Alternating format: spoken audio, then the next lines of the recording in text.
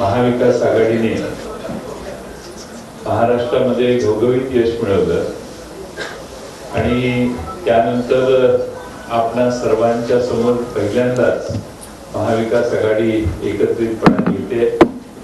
या घवघवीत यशामध्ये महाविकास आघाडीतील शिवसेना, काँग्रेस, राष्ट्रवादी काँग्रेस, शरदचंद्र पवार पक्ष, भारतीय कम्युनिस्ट पक्ष, मार्क्सवादी कम्युनिस्ट पक्ष, समाजवादी पक्ष, शेतकरी कामगार पक्ष, आप हा पक्ष, आम आदमी पार्टी, त्याचबरोबर महाराष्ट्रातल्या विविध संघटना ज्यांनी प्रचारामध्ये प्रचंड मोठी कामगिरी बजावली, जनजागरण केलं।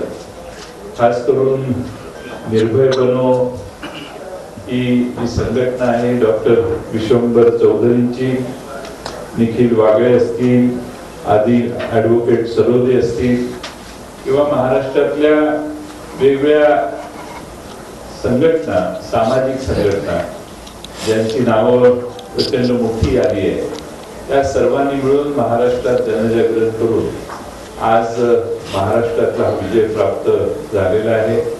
देशातल्या राजकारणामध्ये महाराष्ट्राने बजावलेली भूमिका ही अतिशय महत्त्वाची ठरलेली आहे आणि देशाच्या राजकारणामध्ये इंडिया आघाडीला जे बळ भारतातल्या जनतेने दिले, त्यातलं सगळ्यात मोठं लक्षणीय यश आणि बळ महाराष्ट्रातल्या जनतेने या महाविकास आघाडीला दिलेलं आहे आणि त्यानंतर पहिल्यांदाच आपण या ठिकाणी भेटलेलो आहे।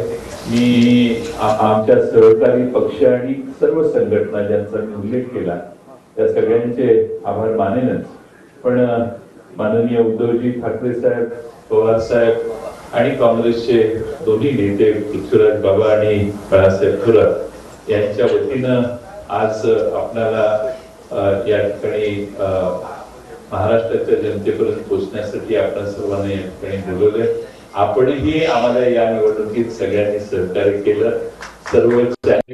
सर्व वर्तमानपत्र, आमच्याकडे साधनं कमी होती, यंत्रणा कमी होती, जाहिरात देण्याची क्षमता 2% पण नव्हती समोरच्या बाजूच्या तुलनेनं, आणि महाराष्ट्रामध्ये निवडणुका कशा झाल्या याचा आपल्या सर्वांना अंदाज आलेला आहे आणि किती खर्च एखादा पक्ष करू शकतो याचा आकडे जर बघितले तर त्या पार्श्वभूमीवर मिळालेले हे यश 31 जागांचं हे फार मोठं आहे आणि त्यामुळं एवढं घवघवीत यश महाराष्ट्रातल्या जनतेने दिलेलं आहे। त्या महाराष्ट्रातल्या जनतेला देखील आभार त्यांचे मानणे आवश्यक आहे। यासाठी मी ही पत्रकार परिषद सुरू करावी एवढीच विनंती करतो। बाबा